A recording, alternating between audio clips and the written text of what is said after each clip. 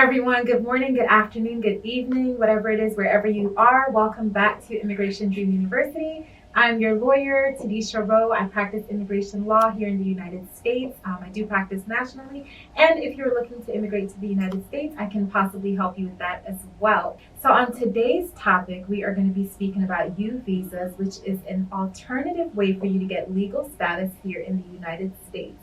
U visas are specifically for people who have been victims of crime, and the crime varies. It can be theft, it can be assault, it can be burglary, anything along those lines. Essentially, as long as you are a victim of crime in whatever jurisdiction you reside in, or even if it's in a different jurisdiction, then you will qualify for a U visa. Now, what is very unique about a U visa is that as long as you are a victim of a crime, then you may qualify for that U visa. There's several stipulations that go along with that, and I'm going to touch on them briefly. However, the main thing is that you are a victim of a crime. It does not matter if your attacker is a United States citizen or a legal permanent resident. There are even cases that I've gotten approved for U visas where the person may not even have known who their attacker actually was. They may not have known their identity. But the caveat to that is that you have to prove that you've been cooperative in some way to the authorities in terms of helping them to investigate the crime.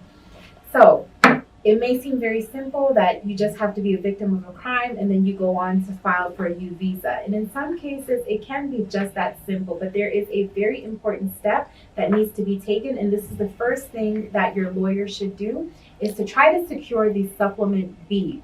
The supplement B is going to come from primarily three sources. It's either going to be from the police department, the state's attorney's office, or the judge that handled your case.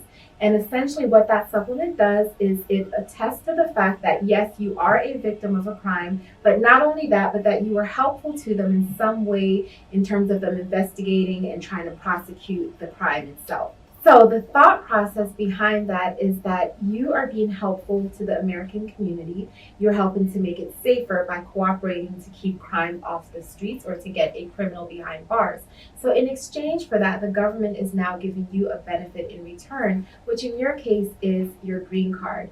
Now there's several steps that will have to be taken before you can actually get to that green card. However, the U visa is a very secure and probably one of the best ways for you to get your green card if you are in fact a victim of a crime and if you are in the United States without status. Just quickly, just to touch on this, if you have a final order of removal, in many cases or most cases, the U visa will still be approved for you. Now, I will make mention that this is a discretionary visa, so at the end of the day, the government is going to review your entire application. If they find that you are not a person of good moral character, perhaps you are a victim of a crime, but the reason why is because you were engaging in a crime yourself, then they do have the right to say no to that U visa. So there's several factors that are considered.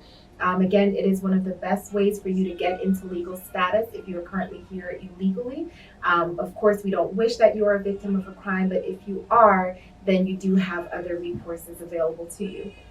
I would also like to make mention that domestic violence would also fall under this category. So many people are victims of domestic violence, as we've touched on before in the videos regarding VAWA, but they may not know that they are also eligible for a U visa. What differentiates the U visa from the VAWA is that, again, your attacker does not need to be a legal permanent resident, nor do they need to be a United States citizen. So as long as you filed a police report and you were cooperative with the police when they investigated the circumstances and they are in return willing to sign that supplement B, then that can also get you on the path to a U visa. Okay guys, so that is all of the information on U visas today. I do plan to put out some more videos discussing this topic as well as others in more detail.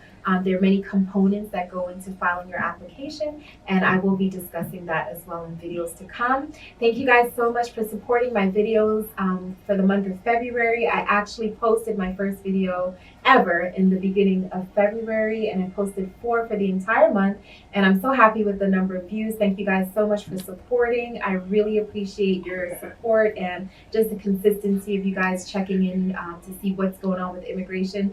There are lots of changes coming, as I'm sure that you guys are aware of, and I will be sure to keep you informed of those as well.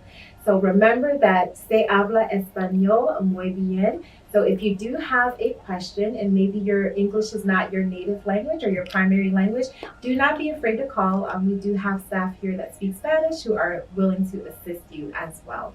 You guys have a great day, night, evening, whatever it is, wherever you are, and I will check in with you guys again soon. Bye.